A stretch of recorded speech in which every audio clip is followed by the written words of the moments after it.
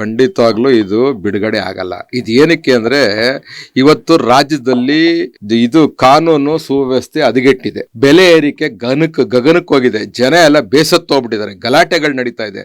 ಅದನ್ನ ಡೈವರ್ಟ್ ಮಾಡಕ್ಕೆ ಖಂಡಿತವಾಗ್ಲೂ ಅವ್ರಿಗೂ ಗೊತ್ತು ಜಾತಿ ಗಣತಿನ ಇದನ್ನ ಅನುಷ್ಠಾನಕ್ಕೆ ತರಕ್ಕಾಗಲ್ಲ, ಇದು ಕ್ಯಾಬಿನೆಟ್ ಅಲ್ಲೂ ಮಂಡಿಸಕ್ಕಾಗಲ್ಲ. ಯಾಕಂದ್ರೆ ಅವ್ರದ್ದೇ ಮಂತ್ರಿಗಳು ಅವ್ರದ್ದೇ ಇದ್ರದ್ದು ಪಾರ್ಟಿಯ ಶಾಸಕರು ವಿರೋಧ ಮಾಡ್ತಾವ್ರೆ.